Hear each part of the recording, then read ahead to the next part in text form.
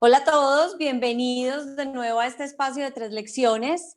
Hoy nos acompaña Carlos Mario Giraldo, presidente del Grupo Éxito. Carlos Mario, mil gracias por estar aquí con nosotros.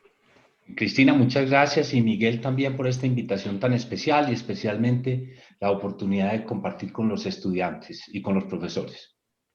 Muchas Mil gracias. gracias. Y hoy pues nos vas a estar compartiendo tus 3 lecciones sobre liderazgo y la idea es que arranquemos la conversación, que nos cuentes un poquito sobre ti y sobre tu trayectoria laboral y ya luego arrancamos con las 3 lecciones. ¿Te parece?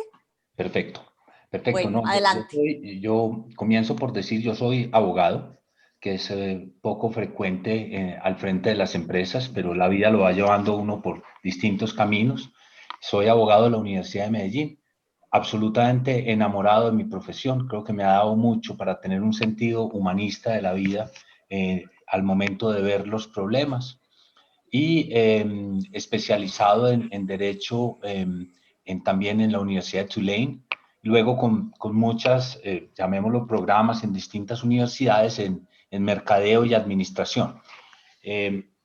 Mi primer empleo fue en la ANDI, en la Asociación Nacional de Empresarios, con Fabio Echeverry, y allí pues me empezó a picar un poco el tema de la empresa, pero obviamente yo manejaba los temas jurídicos de la asociación, como empieza uno como asistente jurídico, luego en Univan como secretario general, también manejando temas legales, pero ya comencé con los temas de comercialización de banano, los contratos del exterior de la compañía, y luego me invitaron a ser vicepresidente de Noel, de Industrias Alimenticias Noel en ese entonces, vicepresidente administrativo. Me tocó la parte de recursos humanos y la parte de compras.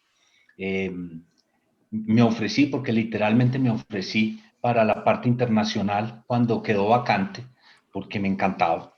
No tenía ni idea de eso y lo fui aprendiendo. La compañía no exportaba nada, pues exportaba 2, 3 millones de dólares, pero había un potencial enorme.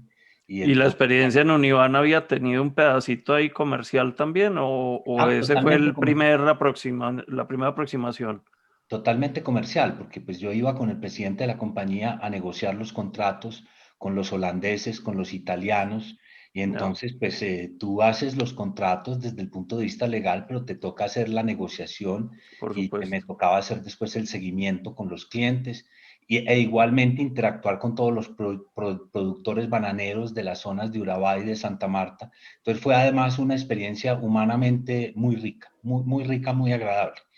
Y luego en Noel fue fantástico porque me tocó la parte de recursos humanos. Jamás pensé que fuera, no la tenía entre mis objetivos, y aprendí todo lo que es el desarrollo del talento humano, todo lo que eran, por ejemplo, las negociaciones con los sindicatos, que me parecieron apasionantes, lo que era la interacción con los operarios de planta, etcétera, y también las compras de la compañía. Yo nunca había sufrido tanto como comprando trigo y después ver los mercados de futuro y ver que había comprado y que al otro día habían bajado 10%. Yo me sentía como que había causado un gran daño a la compañía, pero después me di cuenta que había una cosa que se llama coberturas y que al otro día de pronto subían 5 y 10%. Y aprendí también que uno ve los problemas muy negros un día y al otro día los ve distintos y con una perspectiva diferente. En Noel, cuando estaba en la parte internacional, me invitó el doctor Fabio Rico, que era el presidente de la Nacional de Chocolates en ese entonces, hoy el Grupo Nutresa, a ser presidente de la compañía. Yo tenía como 33 años. Yo creo que a los meses me enfermé. Yo creo que me enfermé de puro estrés. Pero las cosas salieron bien. Fue una experiencia espectacular al frente de Noel y de Zenú. Luego, como vicepresidente ejecutivo de todo el Grupo Nutresa, estuve ahí 14 años y ahí me picó por completo un tema que no me abandona hoy: es el amor por las marcas, por la comercialización, por el consumidor, por ver la realidad de lo que se vive en la calle y en el mercado. Estuve allá pues 14 años siendo presidente de Noel.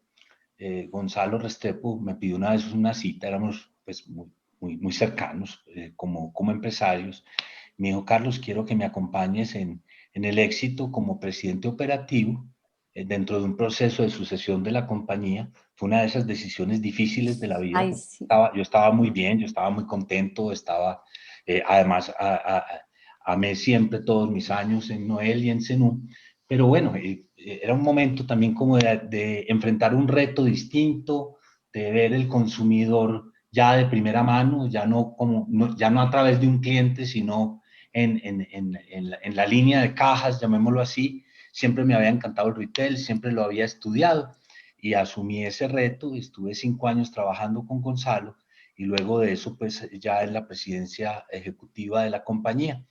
Entonces, yo como más que contarles la historia, porque la historia de cada uno tiene distintos bemoles, el mensaje mío para esto, ¿qué sería? Es, uno, que tú aprendes en la universidad una serie de herramientas, pero esas herramientas las vas a cambiar muchas veces en la vida. Vas a tener que aprender muchas cosas que jamás te imaginaste que ibas a aprender y vas a tener que desaprender muchas. Es decir, cambiar paradigmas, cambiar conocimientos. Y, por ejemplo, hoy la pandemia nos está enseñando que muchas cosas que nosotros creíamos que jamás sucederían, suceden. Claro. Todo el mundo apostaba a que los alimentos no se vendían online, que solamente se vendían los televisores o los viajes o los servicios bancarios. Pues hoy se venden online. Hoy ya el 10% de nuestras ventas es online. Wow. Todo el mundo apostaba que el cliente no iba a recibir alimentos en su hogar, en domicilios, o que era una cosa excepcional.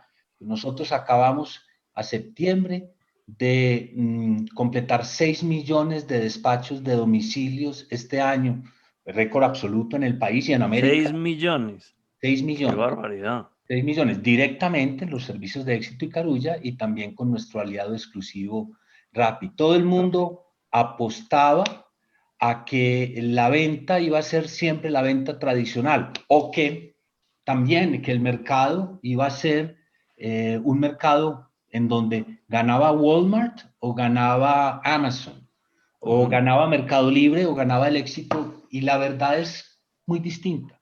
Es que hay espacio para todos y es que los canales se cruzan y es que el consumidor es distinto por la mañana y por la noche. En un momento es saludable, en el otro es indulgente, en un momento compra físicamente porque quiere ir el fin de semana y disfrutarlo, y en otro compra online. Ese es como el primer mensaje. Carlos Mario, una pregunta, perdón, antes de que pases de mensaje, con eso que dijiste, una cosa que me llamó la atención en este tema de desaprender y cómo la universidad te da herramientas. Pues tú que eres abogado, ¿qué te tocó desaprender de tu profesión para entrar al mundo de los negocios? No, primero me tocó aprender totalmente todos los temas de administración y de gerencia, porque no es claro. en la universidad. Pero me tocó llevarme unas herramientas de mi carrera espectaculares: la filosofía, la historia del derecho romano. A mí, por ejemplo, yo veo mucho mis colegas gerentes que cada que les llega un problema legal, pues es como si fuera una carga eléctrica, ¿cierto? Porque embiste si uno no tiene. Y a mí eso, pues, sin que sea especialista ya, pues por lo menos conozco un poco lo que pasa en los temas del derecho en sus distintas ramas, y la verdad que ha sido también muy importante, porque los temas de sostenibilidad que son tan importantes hoy, si tú tienes una formación humanista, si tú sabes lo que es un propósito superior, si tú sabes que el objetivo de los negocios no es solamente vender y generar utilidades, que si no hay una utilidad para la sociedad, el negocio no tiene un futuro sostenible, y eso una formación humanista te ayuda a entenderlo muy bien. Yo creo que muchas veces quienes están solamente enfocados en un estado de pérdidas y ganancias, en un balance general, en las utilidades de corto plazo, en el resultado del trimestre, cometen muchos errores por tomar, primero, decisiones de corto plazo, y segundo, por poner las cosas y lo material por encima de las personas. Hay una anécdota que a mí se me quedó grabada en la memoria de una conversación con Jorge Molina Moreno, que en algún momento, contando historias de su vida, él decía pues que cuando él se graduó del colegio no tenían sino 3 opciones para estudiar, que era medicina, ingeniería civil o derecho, y que él no se veía estudiando ni medicina ni ingeniería civil y que por eso había terminado estudiando derecho. Y decía después, hombre, a lo mejor si yo hubiera tenido la oportunidad hoy habría estudiado otra cosa completamente distinta. Pero eso de alguna manera conllevó a que muchas de las empresas de hoy, empresas grandes y grupos empresariales de nuestra región, en su génesis y digamos, en la primera mitad del siglo pasado, estuvieron también con abogados al frente y lograron, digamos, darle un manejo importante, también ingenieros, por supuesto. Usted acaba de mencionar uno pues muy, muy claro, que es el doctor Fabio Rico. Pero claramente, pues, si bien hoy en día es poco frecuente encontrar abogados en puestos de gerencia, no era una cosa extraña hace unos años atrás en nuestra región. Así es, eran carreras tradicionales, pero yo iba a ir a un mensaje. Primero cuento una anécdota del doctor Jorge Molina. Jorge Molina, para muchos de los estudiantes, fue uno de los creadores de lo que hoy es el GEA, el Sindicato Antioqueño, el Grupo Económico Antioqueño, junto con el doctor Fabio Rico también. El doctor Jorge Molina era un hombre muy especial, un humanista extraordinario. Fue presidente de Suramericana de Seguros muchos años. Y la anécdota es que a él le decían, bueno, ¿qué vamos a dar de regalos de Navidad? Suramericana, ¿qué va a dar? O lo llamaban y le decían, ¿qué le damos de regalo? A la Sura, como se llamaba. Y él decía, hombre, regálenme árboles. Y siembren árboles en la ciudad. Y siempre él regalaba árboles y los sembraba en la ciudad. Y una de las razones por las cuales Medellín es hoy una ciudad en medio de lo concentrado urbanamente, absolutamente verde en sus calles, y que los extranjeros que vienen aquí se impresionan de eso, se le debe a Jorge Molina y a un efecto que él creó, que es un mensaje. Si una persona se concentra en algo, lo repite todos los días, lo sigue todos los días y lo convierte en cultura, termina convirtiéndolo en cultura colectiva. Y él hizo eso. Otra anécdota del doctor Jorge, esta me la contaba él a mí porque él estuvo en la Junta de Noel y lo aprecié y lo quise muchísimo y le aprendí muchas cosas, es que él decía, Carlos, uno sale de las posiciones y se da cuenta que las posiciones son efímeras, que son del momento. Yo sentía que yo entraba a Suramericana y que la gente me aplaudía y que la gente me aclamaba. Y después cuando salí de allá y me di cuenta que eso no era así y que tú terminas como cualquier persona civil, pues obviamente me di cuenta que no era así. Igual me decía el doctor Nicanor. El doctor Nicanor me dijo, cuando yo salí de Sura, cuando ya me renuncié a Sura, además en una renuncia absolutamente admirable, cuando era el empresario más admirado del país de lejos, y la gente le estaba diciendo que se permaneciera en la compañía, pero él dijo, no, es que yo ya llegué a la edad de retiro que acordamos y hay que dejarle el campo a los otros. Y además quiero hacer algo distinto en la vida y se fue a estudiar a Francia antropología. Pero lo interesante es que entró el conductor de toda la vida y le dijo, doctor Nicanor, yo estoy muy preocupado por usted. Y él le dijo, pero ¿por qué, hombre? ¿Por qué estás preocupado? Yo quiero que estés tranquilo, vos vas a seguir acá, el presidente que sigo me dijo que vas a estar súper bien, te va a tratar muy bien la compañía. No, es que yo estoy preocupado por usted. Y él le dijo, ¿y por qué estás preocupado? No, porque usted no sabe hacer nada. Usted va a salir de acá, usted no sabe conducir un carro, usted no sabe cómo dirigirse en Medellín, no sabe cómo entrar a un banco, no sabe cómo hacer nada. Entonces, Nicanor, con el espíritu que tenía, se murió de la risa y me dijo, tenía toda la razón, tuve que hacer todo un proceso de reinducción civil. Pero yo quería dar era como un mensaje y es, miren, la vida lo va llevando uno por distintos caminos. Y en la vida, toda persona tiene lo que se llaman los cruces de caminos. Hay muchos momentos en que tú tienes que escoger con quién te casas, un cruce de caminos muy importante. la carrera que vas a seguir, tu primer trabajo, pero después tu segundo trabajo, tu tercer trabajo, si vas a ser independiente y vas a hacer una startup o si vas a trabajar en una empresa. Y muchas veces la vida te lleva a momentos de cruces de caminos inesperados. Y según lo que escojas, es como un run point, llegaste a un run point, escoges hacia la derecha, hacia la izquierda o seguir derecho. Puede que te vaya súper bien en cualquiera de ellos, porque la gente que tiene calidad, que tiene pasión, que le brillan los ojos en el trabajo, que sabe lo que quiere hacer, que lucha las cosas porque a nadie le regalan nada. Ese es otro mensaje, a nadie le regalan nada. Y al que se lo regalen le dura muy poquito, porque lo regalado se pierde. Ese camino te va a llevar a otro lugar. Entonces, cuando a ustedes les lleguen esos cruces de camino, piénsenlos muy bien, porque le pueden cambiar a uno también. Y lo importante es que uno sienta vocación y pasión por lo que va a escoger, aunque tenga riesgos, aunque no sea seguro, aunque vaya a escoger cumbres borrascosas. Yo le escuché algún día al presidente de Home Depot que hace en una conferencia de retail que dijo, a la compañía le tocó escoger entre un camino pavimentado, fácil, y un camino no pavimentado, lleno de huecos, en cumbre, etc. Escogimos el segundo y eso hizo la diferencia, porque nos hizo ser distintos, porque nos hizo descubrir nuevas cosas, porque nos forzó a la innovación y porque nos sacó del paradigma. Entonces, ese cruce de caminos es importante, no hay que tenerle miedo, hay que estar dispuesto a asumir los riesgos, pero a asumirlos con toda la fuerza y con toda la paciencia. Y entender una cosa, y yo siempre le digo a la gente con la que trabajo, uno, que a nadie le regalan nada, y dos, que nada llega inmediatamente, que las cosas hay que lucharlas.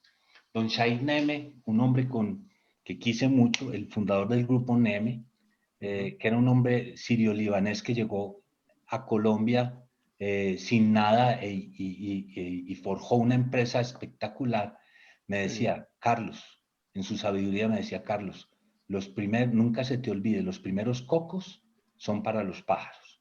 Cuando la palma lanza sus primeros cocos, no se los comen los humanos, son para los pájaros. Y los primeros cocos que todos hacemos en la vida profesional son para otros, pero siendo para otros, nosotros crecemos, aprendemos y nos formamos. Qué bien, qué buen mensaje ese. Y ese mensaje, pues, de los cruces de caminos me parece que se conecta muy bien con la primera lección que usted nos quería compartir hoy.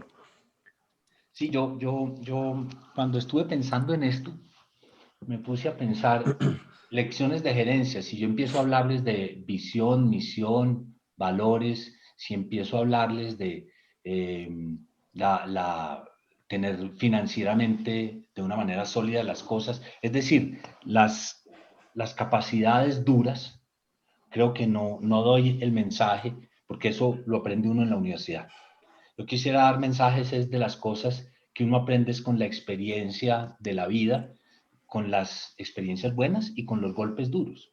Porque quien no haya recibido golpes duros y no se haya levantado, nunca va a ser exitoso. Es decir, quien nunca haya enfrentado a nadie, nunca tendrá verdaderos amigos y nunca habrá hecho disrupciones.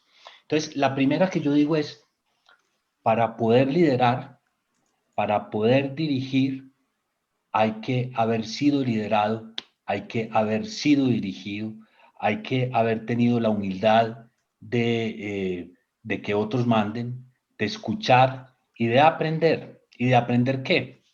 De aprender lo bueno que tienen para enseñarte y también lo malo. Cuando uno ve a personas liderando, muchas veces uno ve actitudes que no son buenas, o desde lo ético, o desde el comportamiento, o desde la manera de tomar las decisiones. Y lo que uno aprende ahí también le forja la vida, porque en el cuerpo de otros uno aprende también las cosas que no se deben hacer. ¿Por qué? Entre otras cosas, porque uno ve mucho más fácilmente en los demás las cosas de lo que las ve en uno mismo. Por eso dicen que nadie se huele con la propia nariz. Uno es muy De mal acuerdo. juez de uno mismo. Y todos Y aprendemos y por en eso emulación desde la cuna, ¿no? Totalmente, totalmente. Para ser dirigido, para saber dirigir hay que haber sido dirigido.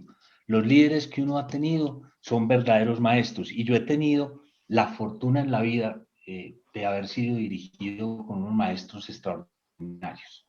Y quiero hablar de algunas cosas que le aprendí a algunos de ellos.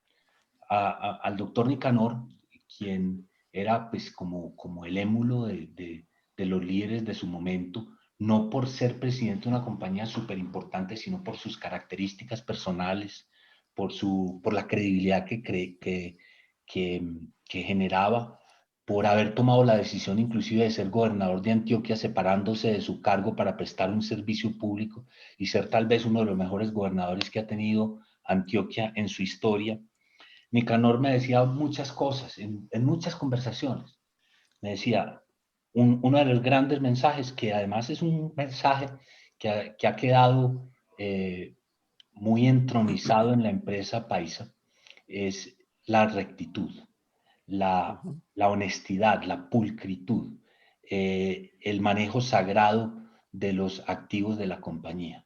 Él me decía, mira Carlos, esta mesita que hay acá, la gente te va a tratar de hacer creer que esta mesita es tuya, pero esta mesita no es tuya, esta mesita es del accionista y es sagrada. Y yo esto lo comparto con algo y es que la honestidad es un valor absoluto. O sea, la honestidad es al 100% o no es. Uno Es no es binaria. más o menos honesto. Y Sí, la Eso. sí. honestidad se vive desde la manera como se maneja la caja menor de la compañía, los gastos personales, los gastos de viaje, las cosas pequeñas, y porque además todo el mundo te está viendo. Y el mensaje que des con el ejemplo, que es la única manera realmente contundente de liderar, es un mensaje que va a llegar a todo el mundo. Nicanor también me decía una cosa, y era lo mismo del doctor Jorge Molina. Estas posiciones, estos puestos son prestados, no son de uno, son temporales y sirven para servir. Y si no sirvieron para servir, entonces perdiste la oportunidad. Me decía, hay que tener una hojita en blanco con la renuncia firmada y puesta al frente, porque si lo tienes, eres libre y eres libre para servir y no estás pensando solamente en cómo te puedes servir de tu posición. También me enseñó una cosa y era el poder de la sencillez.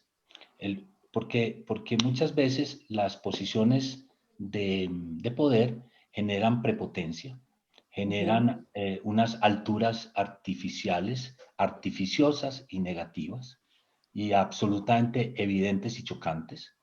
Y Nicanor era un hombre que trataba igual a su secretaria o a su conductor que al presidente de la República. Y le pasaba al teléfono absolutamente a todo el mundo y se sentaba a conversar con todo el mundo, y eso le daba también una cosa muy importante y era el recibir las lecciones desde quienes manejan los momentos de verdad en la compañía, que son los que atienden a los clientes de la organización. Le aprendí a Carlos Piedrahita, quien fue presidente de Nutresa cuando yo estaba en Noel, una cosa que me interesó mucho porque algún día le dije, doctor Piedrahita, voy a hacer esto. Me va a ver Carlos. Nosotros esto ya lo hemos discutido, ¿cierto? Yo le dije, sí, claro, lo discutimos ampliamente y decidimos que íbamos a hacer A y no B. Entonces, si vas a hacer B, venga, discutámoslo de nuevo. Entonces, lo que él me enseñó es, en la discusión de la estrategia, de lo que va a ser la empresa, de lo que es el norte, se vale de todo. Y todo el mundo tiene que decir lo que piensa. Y las posiciones de todo el mundo tienen que escucharse y uno tiene que estar abierto a escuchar con empatía de verdad, porque de muchas personas, no, sin importar el cargo que tienen, puede venir la gran idea revolucionaria para la compañía. Pero una vez que se llega a esa decisión tiene que ser acogida, abrazada y seguida por todos y ejecutada con todos por fuerza, porque si no, las cosas no tienen el camino de la ejecución. Eso no quiere decir que no se cambie. Eso no quiere decir que no sea equivocada. Eso quiere decir que si se va a cambiar, hay que volver a dar la discusión. Hay que Ajá. volver a someterlo al conocimiento colectivo. De Gonzalo Restrepo, además con el que he tenido pues una gran amistad. Sí, Miguel. Sí, antes de pasar al comentario del doctor Gonzalo, es que ese mensaje del doctor Carlos Enrique es una de las cosas bien complejas desde lo humano de un gerente. Es decir, y este yo creo que es un mensaje importante para los estudiantes, a uno en la vida profesional muchas veces le toca comprometerse a pesar de que haya decisiones que uno no comparta en su totalidad, o eso no quiere decir, digamos, que sea ni una mala decisión ni que uno esté haciendo las cosas mal hechas, pero cuando una junta o cuando un equipo directivo toma una decisión, pues parte de ser miembro del equipo es asumirla como propia y comprometerse con ella. Yo creo que uno tiene que hacer eso que tú dices con dos observaciones. Uno, si no está de acuerdo, tiene la obligación de decirlo. Y de decirlo por los Sí. canales adecuados, de la manera correcta, respetuosamente, pero expresarlo. Y lo segundo, si esa decisión va contra valores, contra principios, contra la ley, contra la ética o inclusive contra la estética de manera grave, entonces llega el momento en que hay fronteras en donde, sin importar quién la haya No tomado, traspaso. tú más bien debes tomar un camino distinto y hacerlo a tiempo. Y Ese último hacerlo, punto me De parece muy acuerdo. importante. sí, y hacerlo De acuerdo. verticalmente, cueste lo que cueste.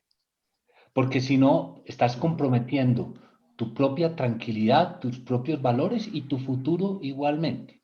Y independientemente de que las cosas tengan una rentabilidad económica muy importante.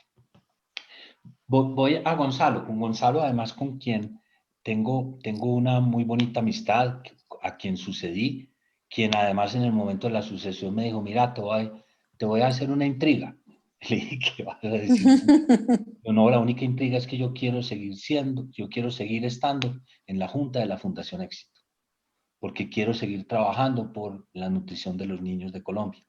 Y desde ese entonces, y ya son 7 años, lleva siendo presidente de la Junta de la Fundación Éxito y además escribe en la prensa todas las semanas sobre el tema y se ha vuelto no solamente un experto, sino un adalid en el tema.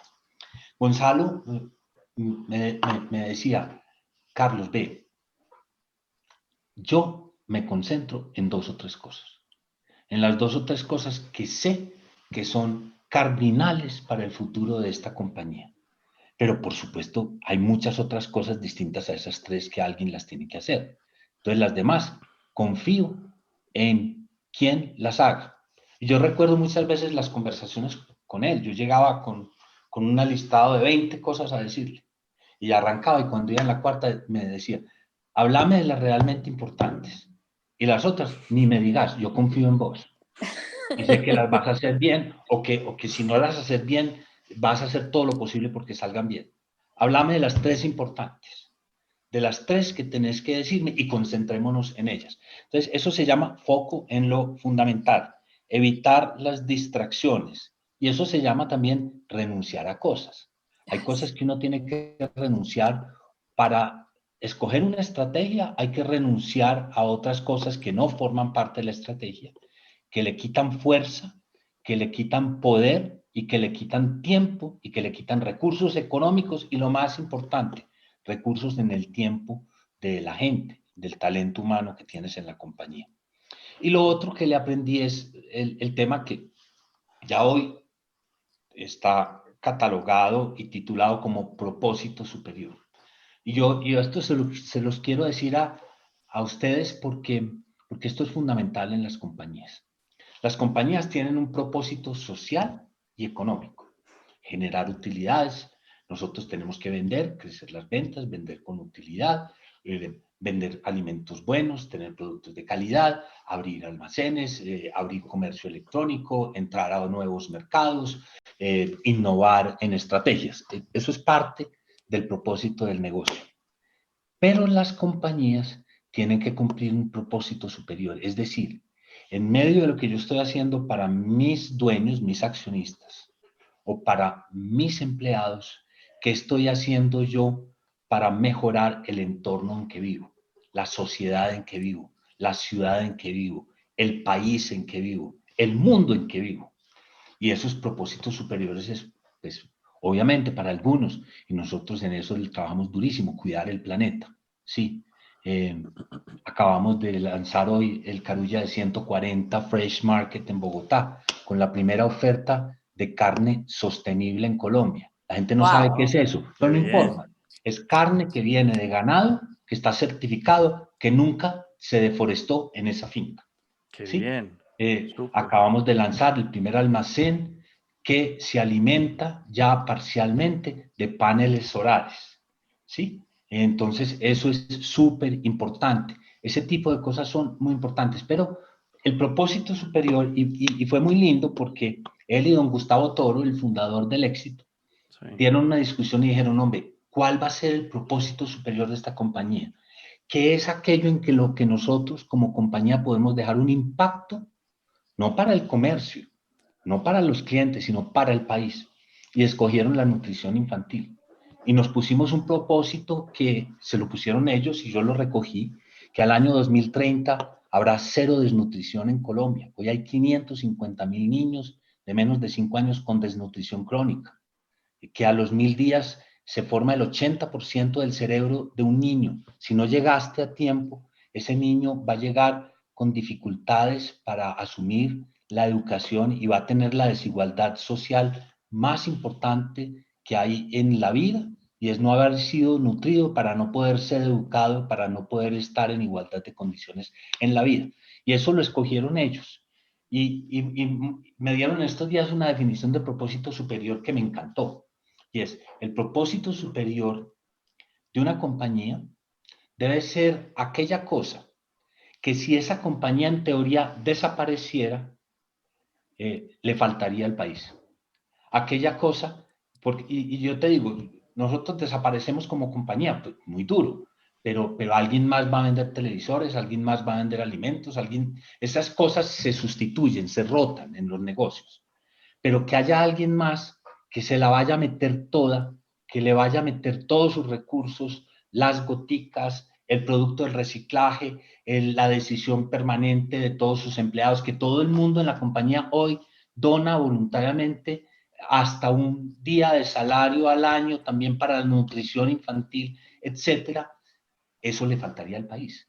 Entonces me de parece que el acuerdo. propósito superior es súper importante verlo de esa manera. ¿Qué puedo hacer yo que vaya a dejar una huella, que permita que la gente viva mejor, que el país progrese, que haya más equidad, que haya más honestidad, que haya menos corrupción, etcétera, etcétera? Y en esas cosas, nosotros, por ejemplo, aparte de la nutrición infantil, nos pusimos un objetivo, y es que hay un propósito fundamental, y es ayudarle directamente al productor primario, al productor de frutas, de verduras, de carne y al productor textil.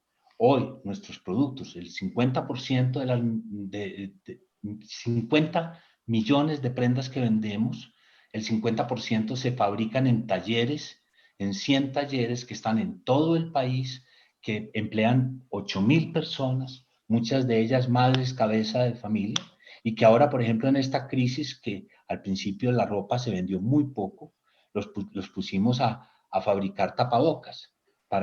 Era una necesidad, pero además les permitía proteger ese empleo. O el Claro, Claro. haber estado con 1000 proveedores nuestros, pequeños, medianos y micros, tomamos la decisión de adelantarles los pagos para que tuvieran el capital de trabajo para poder generar empleo. ¿Que qué eso bien, afecta a los estados de resultados de la compañía? Sí, obviamente. Fueron gastos financieros, fueron claro. 75.000 millones de pesos de capital de trabajo que no voy a tener, pero generó una cadena de valores, una cadena de bendiciones en muchas personas que a la vez le dieron el mismo beneficio a otros proveedores y estos a otros proveedores, y Eso le generaron iba a una decir. defensa de cadenas de producción tremendamente vulnerables durante esta crisis. Y Entonces, es una apuesta también por la continuidad del negocio de ustedes, porque finalmente pues Claro, todos de dependemos de todos. los proveedores, ¿cierto? totalmente de acuerdo. Yo llamo eso los círculos virtuosos. Sí, Sí. Son total. aquellas cosas en donde hay valor compartido. Tú tomas unas decisiones que son buenas para el negocio, pero igualmente que son buenas para la sociedad. Voy a poner un ejemplo. A nosotros nos llegan a los almacenes los productos, normalmente alimentos en cajas de cartón, muchísimas cajas de cartón. Y normalmente esas cajas de cartón antes se botaban e iban a los rellenos sanitarios.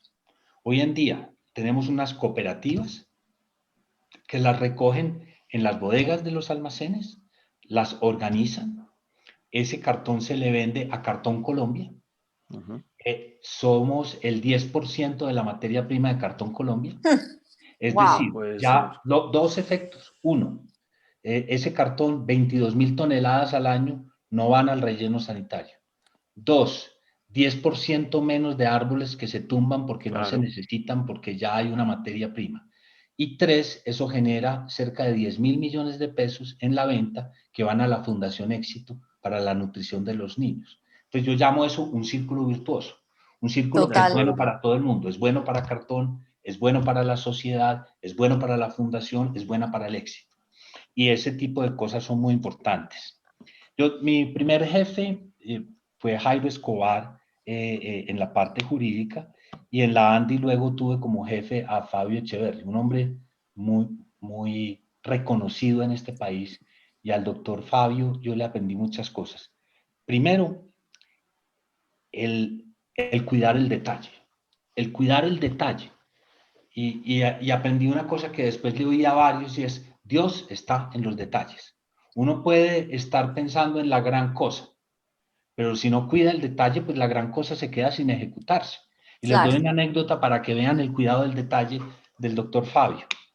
Cuando íbamos a una asamblea de la ANDI, el discurso que él daba, él lo preparaba como con 2 o 3 meses. Yo era el secretario general y yo pues manejaba el documento y tal. Y cuando íbamos a ir a la asamblea a la que iban todos los empresarios de este país, y era pues transmitida en todas partes, y estaba el presidente de la República, etcétera, él me decía: Carlos, mira, aquí te doy esta copia del discurso. Te sientas al lado mío. Él estaba en una tarima.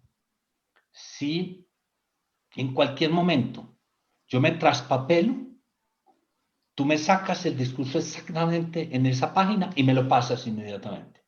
Wow. Pero bueno, eso no es lo más valioso. Me entregaba una linterna y me decía: si se va la Se va luz, la luz. ahí mismo sales con la linterna. ¿Sí? Entonces, ¿cuántos ¿Te pensamos tocó ese usar tipo la de linterna detalles? alguna vez? ¿Ah? No, ¿Te no, to- la linterna fue y vino siempre sin usarse. Oiga, Pero ¿qué tal le voy que a se hubiera contar tenido una que usar? historia. Le voy a Muy contar una importante historia. haberla tenido. Me hizo acordarme de una cosa. Ustedes saben pues que a mí me gusta hacer magia. Ese ha sido mi hobby desde que estaba muy chiquito. Y pues obviamente he estado en infinidad de espectáculos de magia. Una vez vino aquí a Medellín un mago internacional a quien yo ya había visto antes. Y normalmente los magos profesionales siempre hacen la misma rutina, entonces todo está absolutamente cuadrado para que salga igual.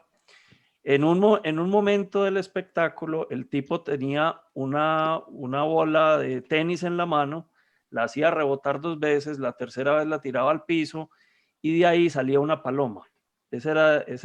Y eso era una cosa espectacular. Ese era el protocolo. Claro, y eso era una cosa espectacular. Y en esta presentación estaba yo viéndolo a él, y cuando el tipo tiró la primera vez la pelota, no era una pelota, era un yoyo. Cuando lo tira la primera vez, cae contra el piso y se revienta. Y yo dije, se le acabó la presentación a este señor. O sea, imposible seguir porque es que sin eso no parece la paloma. El tipo se voltea tranquilamente, detrás de él tenía una mesita, agarró otro yoyo que tenía ahí de repuesto, se lo puso en la mano y siguió, y no pasó absolutamente nada. Eso simplemente para decir, yo dije, hombre, ese día yo aprendí una cosa muy importante. Dije, por más profesional que uno sea y así uno haya repetido N veces la misma rutina, uno no puede descuidar ese tipo de detalles. Uno tiene que estar preparado porque puede pasar cualquier cosa imprevista en un momento que no era el adecuado. Bueno, Como tenemos que que le tener vaya a una uno la luz. conversación, Miguel, para que me contés cómo son los trucos de magia, porque yo entiendo que entre los magos hay una especie de juramento, ¿no? Sí, señor, así es. Eso es como el juramento hipocrático de los médicos, pero entre los No, es magos, peor. que la magia no se cuenta. Así Pero bueno, es. siempre tuve esa curiosidad. Yo llevo esto a la vida de las empresas. En las empresas hoy hay una cosa que se llama la matriz de riesgos. Sí. Uno tiene que hacer un análisis de los grandes riesgos que tiene la compañía, catalogarlos en un cuadrante, cuáles son los riesgos, llamémoslo, catastróficos desde el punto de vista del valor que tendrían o para la reputación o para la economía de la compañía. Por ejemplo, para mí un riesgo muy grande de la compañía es la pérdida de la base de datos de los clientes, ¿sí? Un riesgo reputacional muy templado y económico muy templado. Entonces, tú tienes que hacer eso e inmediatamente tomar medidas frente a eso para establecer cómo hago para evitar que sucedan y cómo hago para solucionarlos rápidamente y para amortiguar o aminorar su impacto si llegan a suceder. Sobre estas lecciones que aprendí de ellos, hay dos que lo recogí de todos y tal vez no lo han oído mucho, y es la diferencia entre líder y caudillo. Caudillo es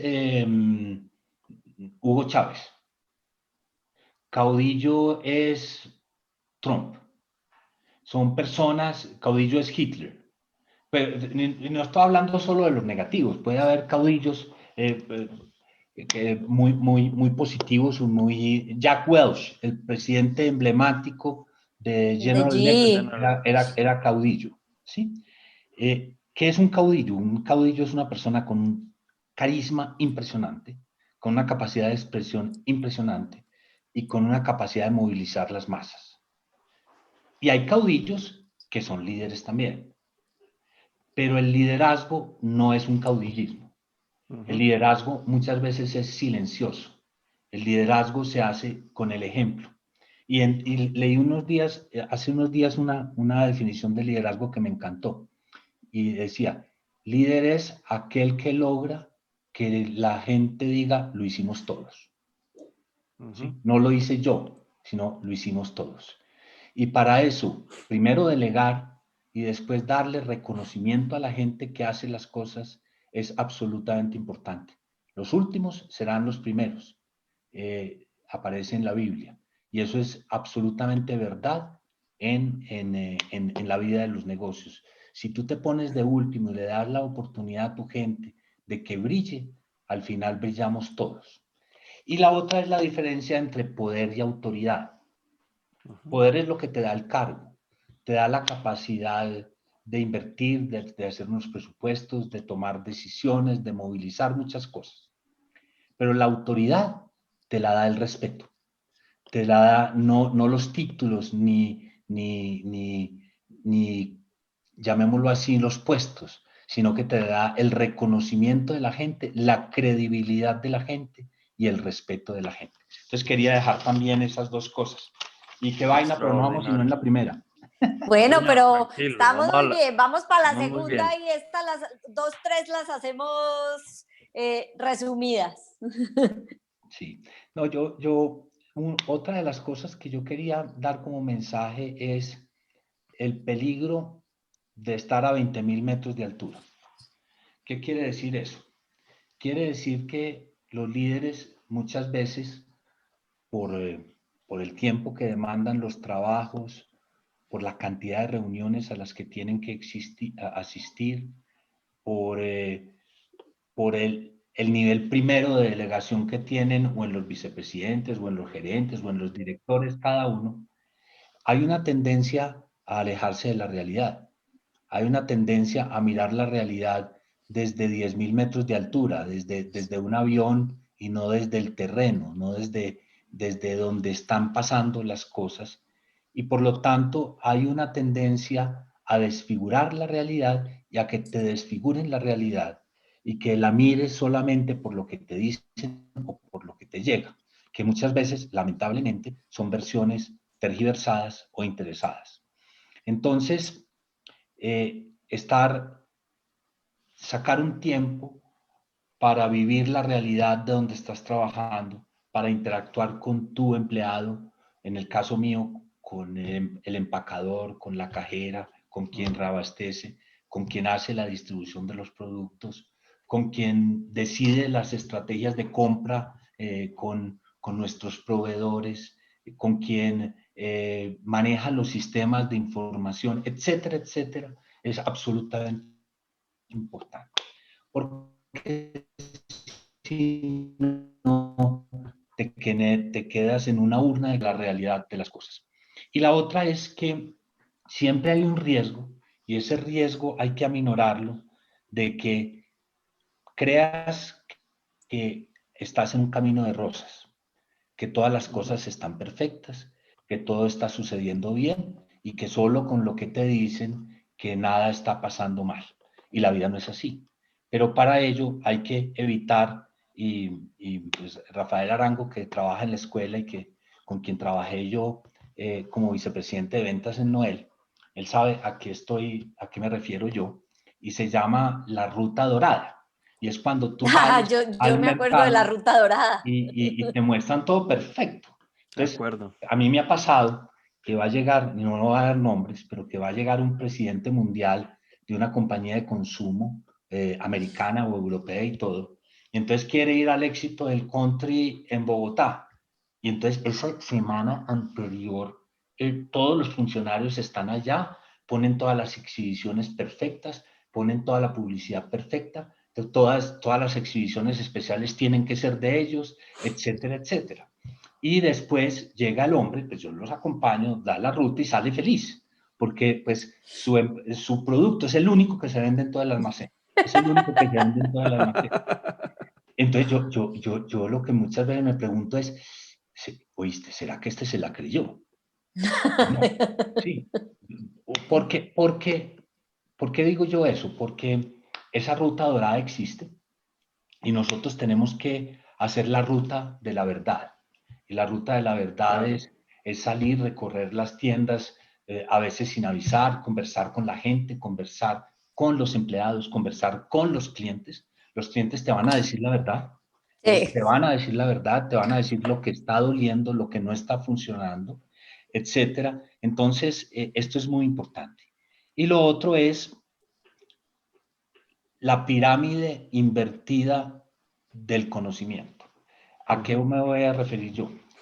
Una compañía, casi todas las compañías tradicionales son una especie de pirámide. En el vértice está como la alta dirección y en la base está todas las personas que manejan la operación, que manejan la venta, que manejan la distribución, etc. ¿Cuáles son las personas que tienen mayor contacto con la realidad? La base de la Está pirámide. en la base, claro. ¿Qué pasa si todas las personas que están en el vértice no están en contacto permanente con la base de la pirámide? Van a tomar malas decisiones. Pero no solamente eso, sino que van a perder credibilidad, respeto y coherencia con las personas que sí trabajan en la base de la pirámide y que sí saben lo que está pasando todos los días. Entonces yo diría que este segundo mensaje sería mantener siempre el contacto con la verdad, sacar siempre un tiempo importante para estar en donde se viven los momentos de verdad del negocio, sea el que sea, un negocio de emprendimiento, un negocio grande, y estar allá y quedarse un rato y ver cómo se viven las cosas en la realidad. Ser cliente de tu propia compañía y vivir como cliente lo que se siente.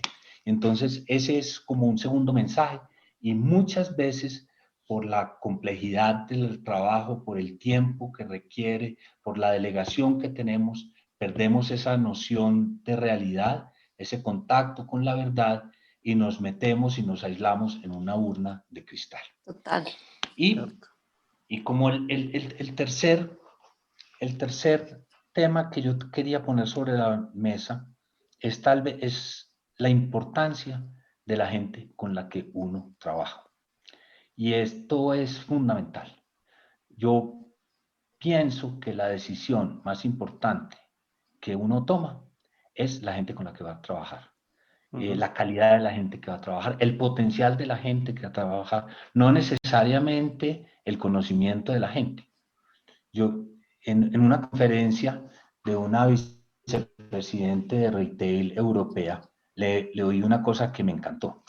Me dijo, vea, cuando vamos a tomar una decisión de selección en esta compañía, por supuesto recibimos la hoja de vida, estudiamos la hoja de vida, le preguntamos a la gente. Pero para mí, lo más importante no es el conocimiento que tenga esa persona, no es lo que haya hecho en el pasado, sino es uno, el potencial y dos, la actitud. Y entonces para mí lo más importante es en la entrevista personal, es mirarle los ojos. Yo le dije, ¿cómo así mirarle los ojos? Y dijo, sí, mirarle los ojos, a ver si son ojos que brillan, si son ojos que tienen pasión, si son ojos que aman lo que va a hacer. Y eso me indica mucho de una persona. Y yo creo que yo hoy, precisamente estábamos en la mañana en una reunión virtual con todos los gerentes de todos los almacenes del país y yo les recordaba, porque en este mundo hoy, en un almacén, es como una ciudad, un almacén como el Éxito de Envigado, para los que lo conocen, es un almacén que puede tener 400 personas en 3 turnos. Entonces, el gerente de ese almacén es el gerente de una pequeña ciudad. Claro. Allá pasa de todo, adentro y afuera, lo que la gente ve y lo que la gente no ve. Y yo les digo a los gerentes siempre que para mí ellos son como el piloto de un avión. Uno se monta en un avión, se cierra esa puerta y tú puedes ser el presidente de la República o el Papa, pero estás en manos del piloto del avión. El piloto. Y el piloto del avión es el que manda. Y tú tienes que confiar en el piloto del avión. Entonces yo les digo, mire, ustedes van a tener que enfrentar situaciones impredecibles, inéditas, que no somos capaces de pensar, y las van a tener que enfrentar a las 8 de la noche un domingo cuando no tienen a quién llamar y tienen que tomar una decisión. Y ustedes tienen la confianza nuestra para tomar esa decisión. Eso sí, tómenlas con valores. Sacrifiquen lo material por lo humano. Pongan de primero la salud, el bienestar, la seguridad de los clientes y de los empleados, porque no es solamente los clientes, los empleados son muy importantes. Si tú Claro. no comienzas por respetar y por empoderar a tus empleados, pues nadie da lo que no tiene. Entonces ellos tampoco van a tratar bien a tus clientes. A mí me Y hoy gusta les llamarle decía, a eso la improvisación estratégica, porque sí, usted planea eso es. y hay que improvisar, pero uno no se puede salir, digamos, de unos principios que están muy claros, que están muy definidos por la estrategia del negocio. Pero necesariamente lo que usted dice es cierto, es decir, domingo 8 de la noche no hay a quien llamar y hay que resolverlo. Improvise. Yo les decía hoy, es que miren, nosotros somos 38.000 personas. La rotación que tenemos es cercana al 8 o 9% anual en los almacenes. Es una rotación muy baja Muy baja, mundialmente para el comercio. muy baja. Pero aún así, eso significa que cada año andan 3.800 personas nuevas. Y las 3.800 personas, si no hay una cultura fuerte, no van a tener una guía clara sobre cómo tienen que actuar frente a los momentos de verdad, frente a los momentos de dificultad. Y es que eso no incluye solo los trabajadores de la compañía, sino los terceros que trabajan contigo, por ejemplo, una Claro. compañía de vigilancia. Entonces yo les decía, miren, a cada gerente de almacén, yo sé que ustedes tienen muchas cosas que hacer, pero no dejen de estar en la última entrevista de selección de cada persona que va a entrar a trabajar allá. Porque tú eres lo que tu equipo es. Y el Claro. equipo construye también tu futuro profesional y el futuro de la empresa. Y además eso hace que uno al final pueda homologar una cultura. Que la definición de cultura que escuché una vez me encantó. Que cultura es aquello que uno hace sin necesidad de pensar en ello. Que uno hace automáticamente. Entonces, por ejemplo, nosotros estamos tratando de generar una cultura de servicio, una cultura de transparencia, una cultura de simplicidad, de no complicar tanto las cosas. Una cultura, por supuesto, también de pasión por los resultados, pero eso se da después de que se repiten y se repiten las cosas y el comportamiento colectivo va llevando a las personas. Y la única posibilidad de que 3.800 personas al año tengan un comportamiento parecido al de los demás es una cultura. Alguien me ponía el ejemplo parecido, decía, mira, aquí alguien lamentablemente llega, ya tanta gente no lo hace, pero muchas personas lo hacían, se monta en el carro, se tomó una Coca-Cola y coge el envase de aluminio y lo tira a la calle. Esa misma persona llega al aeropuerto de Miami, se va para la ciudad y coge y la guarda en la basura. ¿Por qué lo hace de manera distinta en cada caso? Porque en el segundo caso sabe a qué régimen y en qué cultura llegó. Sí, entonces estas cosas generan también un comportamiento colectivo muy importante. Yo creo que el equipo de trabajo es fundamental, es una decisión fundamental quién trabaja contigo. Me decía también Carlos Piedrahita, Carlos, no se puede admitir la mediocridad. Y eso me parecía un mensaje fuerte, fuerte, y es, a la gente hay que darle la oportunidad, pero no se puede tampoco tolerar la mediocridad. Y yo creo que ese es un mensaje también para todos. No debemos tolerar la mediocridad, pero tampoco ser mediocres. No hacer lo mínimo necesario. Yo creo que uno tiene que hacer lo máximo posible. Y si a uno le piden 10, uno se destaca de manera muy importante si uno se enfoca en hacer el 10 y de pronto qué pasa si hago 11, qué pasa si saco una idea distinta, qué pasa si propongo algo que nadie está esperando de mí, pero que puede transformar la empresa, qué pasa si interactúo con otras personas de otros procesos y aprendo de otros procesos, qué pasa si me propongo para alguna tarea bien importante que nadie ha hecho. Le oí una vez una conferencia a Indra Nooyi, la que fue la presidenta de PepsiCo, una india espectacular, una gran líder, y ella les decía a los jóvenes ejecutivos, mire, usted quiere progresar en la vida, le doy 2 consejos. El primero es cuando esté haciendo una cosa, no esté pensando en el cargo que sigue. No esté pensando en ambicionar lo que sigue. Piense en lo que está haciendo, en hacerlo súper bien. Lo segundo, cuando haya cosas difíciles que nadie quiere escoger, escójalas usted. Haga las cosas difíciles, aunque fracase. Pero normalmente la gente se destaca haciendo las cosas difíciles, no cogiendo los rollos duros. ¿Sí? Claro. Y eso me pareció a mí algo espectacular. Y ella contaba una historia que la voy a contar acá porque me pareció buenísima, de lo que es la humildad también, de lo que es la humildad en los cargos.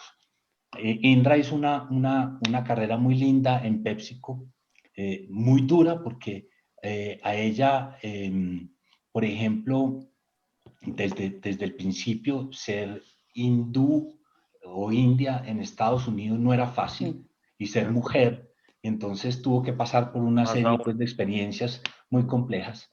Pero cuando el día que la nombraron presidenta de PepsiCo, entonces ella dijo, yo ya después de que salí de la junta directiva, cogí mi cartera y me fui para la casa, a donde la mamá era inmigrante de la India, ¿sí? Y llegó y le dijo, mamá, te tengo que contar una cosa muy importante. Y le dijo, Inda, no, antes de contarme, necesito que vas al supermercado y me compres leche y me compres arroz y me compres no sé qué. Y yo, mamá, te tengo que decir una cosa súper importante. Le digo, por favor, vas a hacer primero el mercado. Le digo, mira, me nombraron presidente de PepsiCo. ¿Cómo se te ocurre a ti decirme esta cosa? Digo, ojo, Indra. Tú en PepsiCo puedes ser lo que quieras, pero acá eres hija, eres esposa y eres mamá y estás igualita a todo el mundo. Entonces, bájate de ese cuento. ¿Sí? Y vaya a comprar la leche. Sí, sí. Es como acá, pues, y seguramente Si alguna hija me está escuchando, se va a reír. Eh,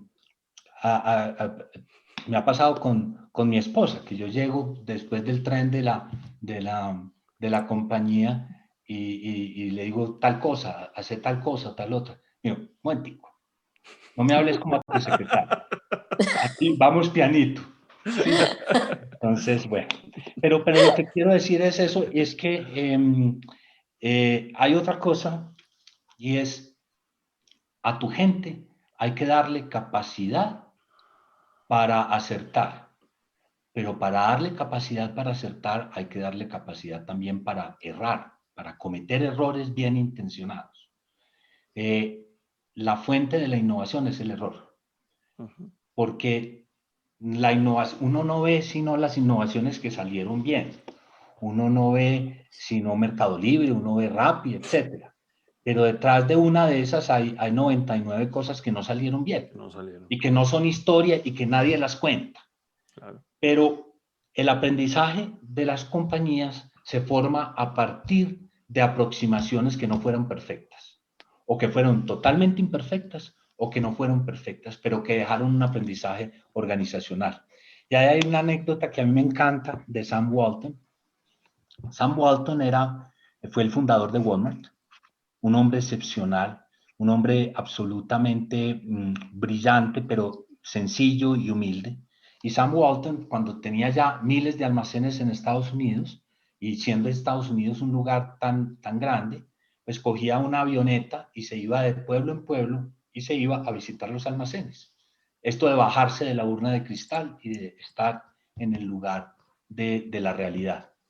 Y en algún momento, Sam Walton, los almacenes eran almacenes hipermercados de 10.000, de 12.000, 15.000 metros cuadrados, y él dijo, hombre, si con 15.000 metros cuadrados me ha ido tan bien, pues hagamos uno de 30.000 metros cuadrados, y se lo diseñó, y se lo gozó, y se lo soñó, e hizo el gran super hipermercado, y lo lanzó, y fue un fracaso absoluto. No, después fue un éxito en el tiempo. Años después se convirtió en Sam's Club y son almacenes de esa magnitud, bodegas gigantescas. Pero fue un fracaso absoluto. Y él cogió y entonces él dijo, yo quiero, pues cerremos este almacén, pero quiero que me hagan una maqueta igualita a este almacén.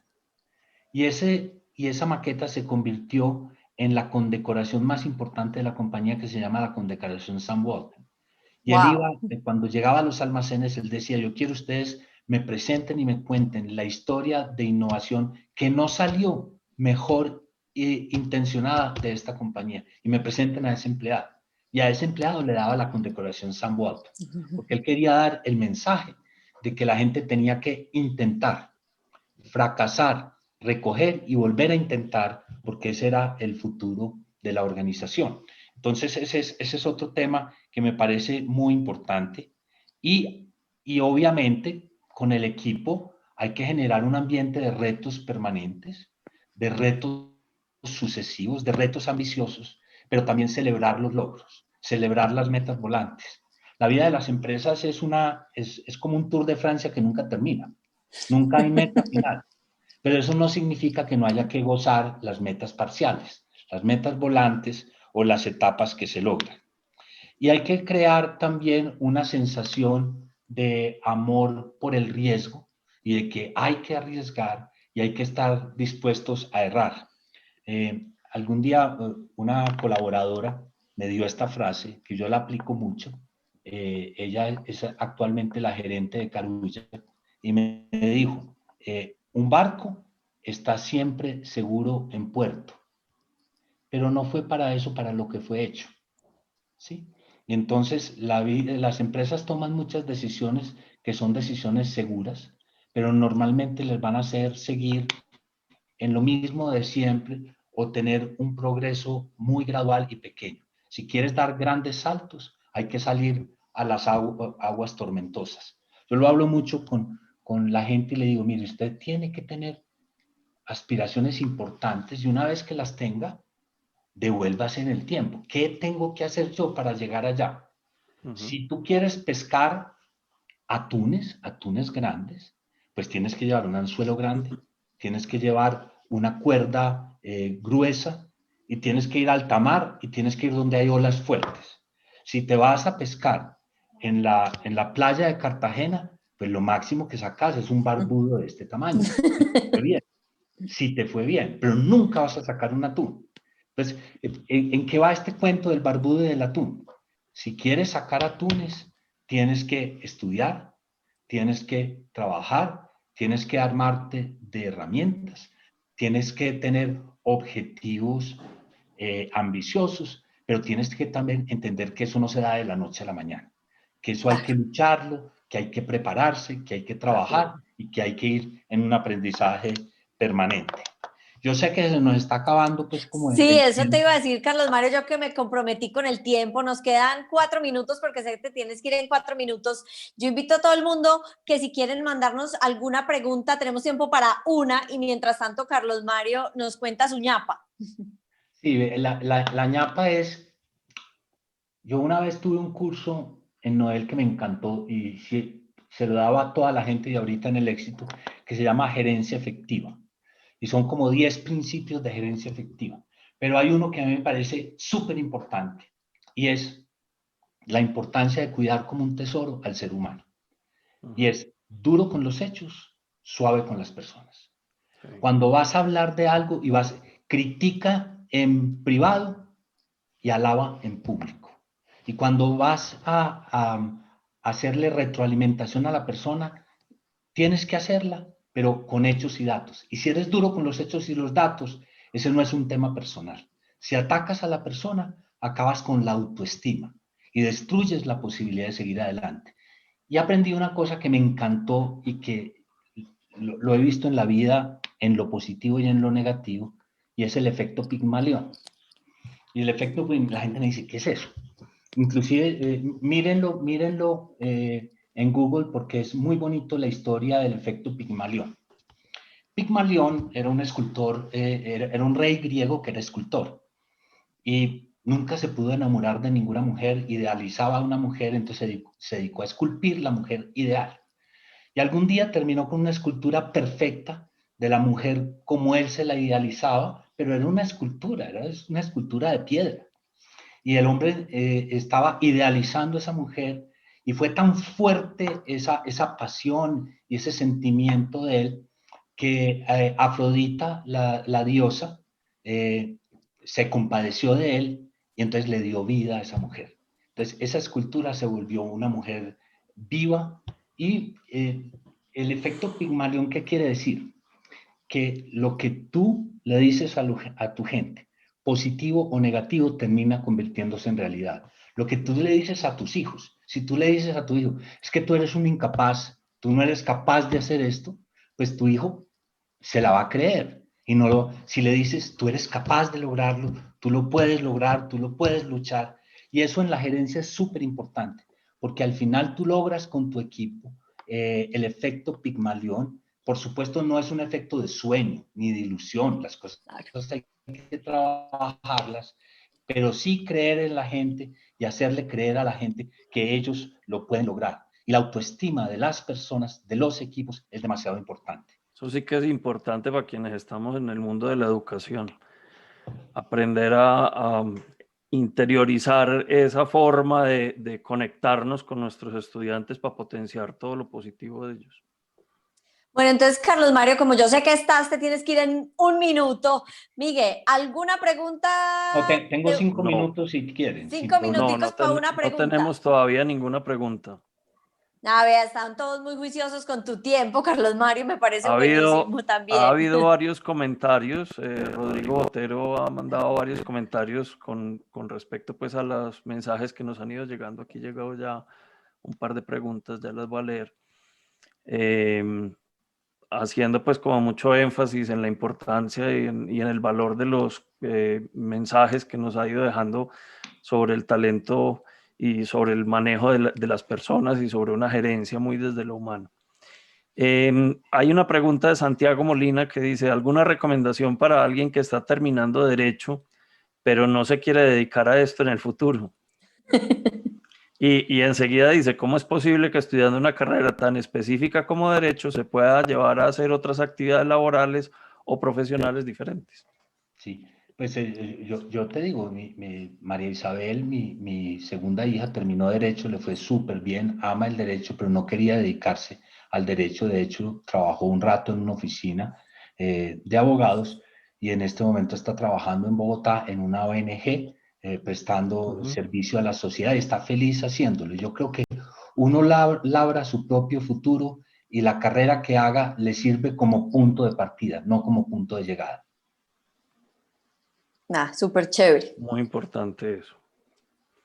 Muy bien, no, esos son las preguntas. Yo quería, si quieren, como un mensaje final, Por favor. que me gustaría a mí que me dijeran hoy, uno, que yo sé que todos tienen que tomar decisiones, quiero trabajar en una empresa, quiero formar mi propia empresa, quiero ser un emprendedor. Yo creo que eso en nuestra época no era tan claro, el emprenderismo no era una alternativa tan fuerte como hoy. Y pienso que la pandemia lo que ha hecho es abrirle puertas a los emprendedores. Lo que ha hecho es mostrarle a la gente que con tanta asequibilidad le ha demostrado que hoy se pueden hacer emprenderismos con mucho menos plata, con mucho menos recursos, con mucho menos costos de operación y de distribución que antes. Entonces, eso está abierto. Segundo, las ideas son importantes, pero la ejecución es fundamental.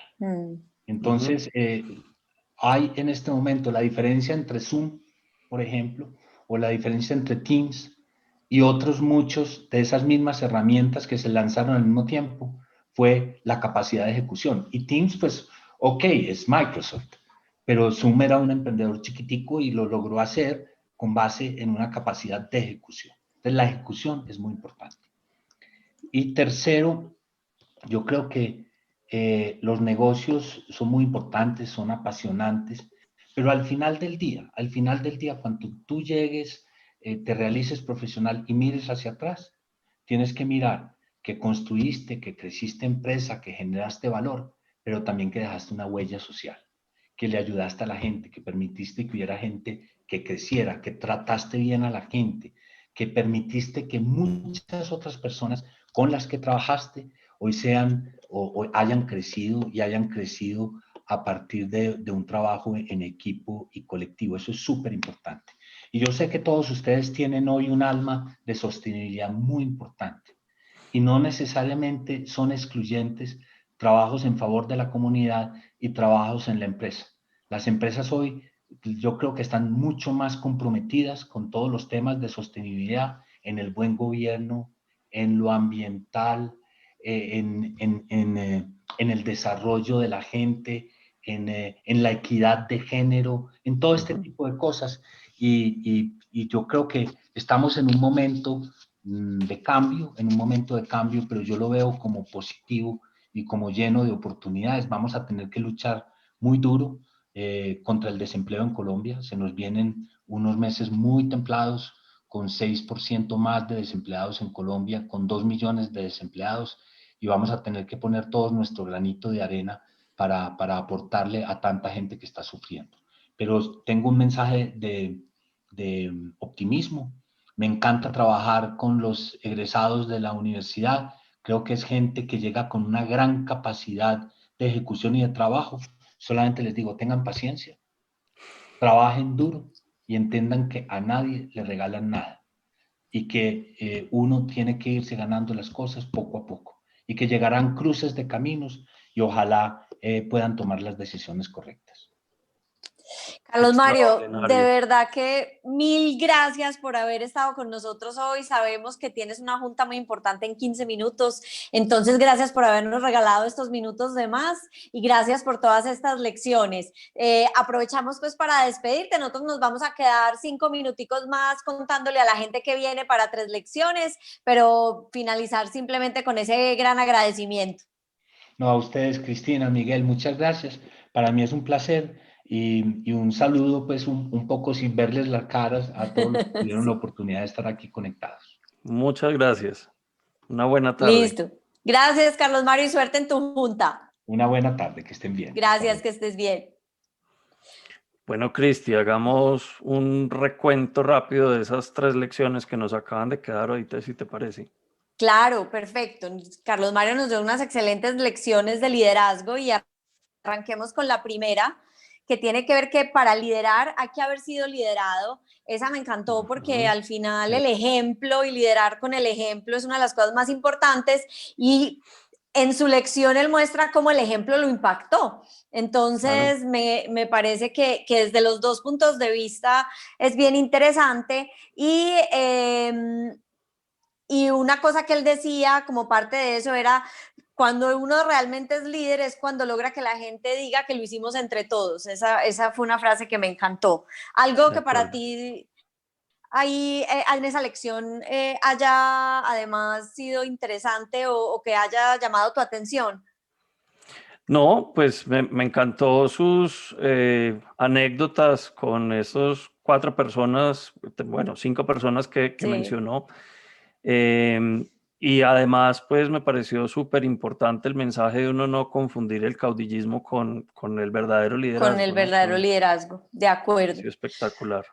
Bueno, la segunda lección fue mantener el contacto con la realidad, y eso me parece súper importante porque a uno siempre cuando hablan de esos grandes presidentes y de la importancia de la estrategia y de ver el bosque y no el árbol, él nos dice, sí, hay Ujú. que ver el bosque, pero también hay que ver el árbol. No se le De puede olvidar a acuerdo, uno que el bosque es un conjunto de árboles. así es. Entonces, ese mensaje de no perder ese contacto con la realidad y de estar también conectado con lo que está pasando en su negocio, me pareció un súper mensaje. El ¿Sabes qué me tercero, encantó ahí? dale, dale, Me dale. encantó cuando habló de la pirámide invertida del conocimiento, de cómo la Sí, sí, gente sí, de la base de las pirámides jerárquicas son las que tienen el conocimiento.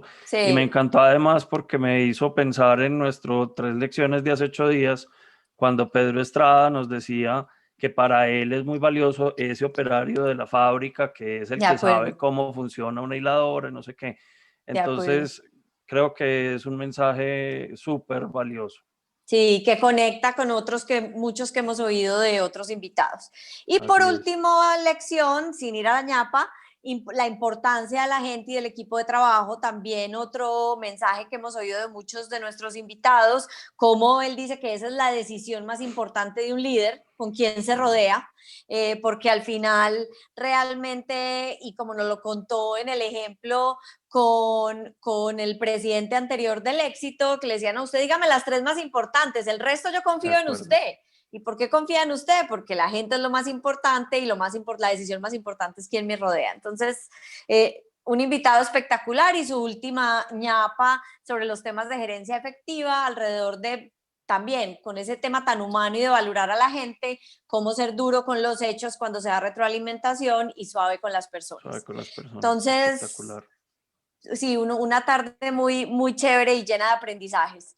Mucho, mucho, definitivamente. Bueno, Cristi, y tenemos una noticia nueva para quienes nos han venido siguiendo en 3 lecciones, ¿no? Cuéntala, cuéntala tú. Bueno, algunas personas nos habían preguntado si era posible ver, pues, digamos, quienes no se podían conectar en vivo a estas sesiones y tenían la oportunidad de pronto de escucharlas en versión podcast. El día de hoy empezamos a publicar 3 lecciones en la plataforma de Spotify, y voy a hacerle aquí un reconocimiento a Laura. Laura Zuluaga o Zuleta, ya se me embolató aquí la cabeza. Pero Laura nos ha venido acompañando en todas las coordinaciones y una cantidad de actividades logísticas, pues de 3 lecciones, Laura Zuleta Sierra, para no cambiarle el apellido. Y pues le quiero hacer un reconocimiento porque de verdad que logró este nuevo hito para 3 lecciones, que es empezar a publicar los podcasts en Spotify. Y bueno, para la próxima semana tenemos también una extraordinaria invitada. Nos va a acompañar María Claudia Camacho. María Claudia es la jefe de la Oficina de Trabajo y Educación en la OEA en Washington, y nos va a estar hablando de un tema que creo que es muy importante, que es el futuro del trabajo. De manera que el jueves 3 de diciembre, 5 de la tarde. Esperamos que nos acompañen nuevamente. Bueno, Cristi, y con muchas eso gracias. cerramos. Muchas gracias a todos, gracias a ti, Miguel, gracias a todos por acompañarnos y nos vemos el próximo jueves. Chao. Chao.